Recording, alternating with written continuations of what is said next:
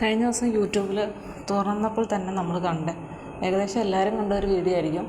ഒരു കൊച്ചു പെൺകുട്ടി കൊച്ചു പയ്യൻ രണ്ടുപേരോട് വിവാഹം കഴിക്കണം. എനിക്ക് ആദ്യമേ തോന്നി ഇത് തമാശയായിട്ട് ചെയ്യുന്നതാണോ എന്ന്. അത്ര ചെറുപ്പക്കാർ. അപ്പോൾ എന്താ +2 കഴിഞ്ഞപ്പോഴത്തേക്കും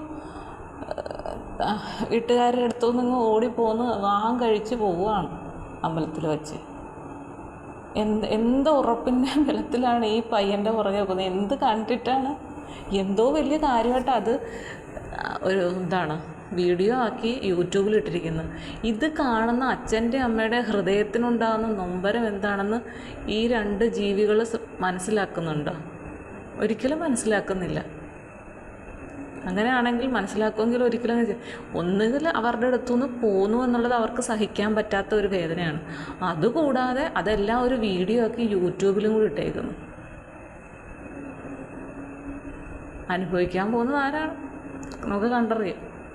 എന്തിൻ്റെ ഇതിലാണോ ഇറങ്ങിത്തിരിച്ചത് അവരൊക്കെ തന്നെ അനുഭവിക്കും. നേരെ കല്യാണം നടത്തിയാൽ തന്നെ 100 കൂട്ടം പ്രശ്നങ്ങളാണ്. അപ്പോഴാണ് പിന്നെ ഇത്രയും ചെറു പ്രായത്തിൽ ഇറങ്ങിത്തിരിച്ചിരിക്കുന്നത്.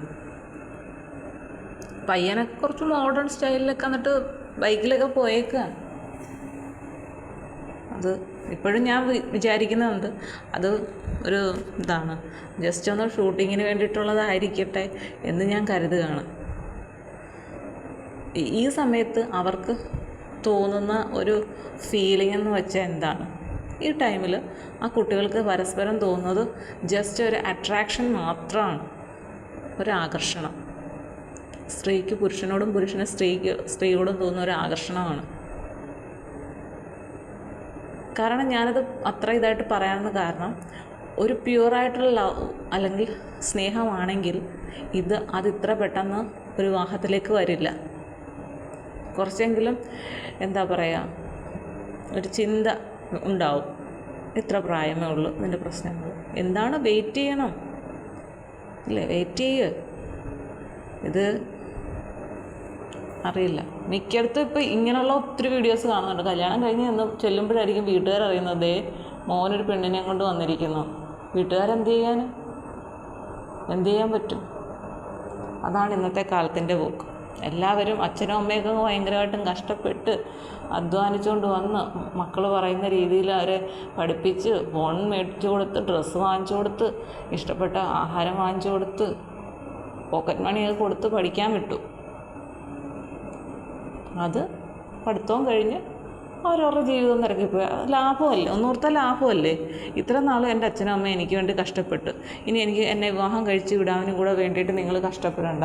ഞാൻ എൻ്റെ ഇഷ്ടപ്രകാരം ഒരാളിനെ കണ്ടെത്തി പോകുന്നു.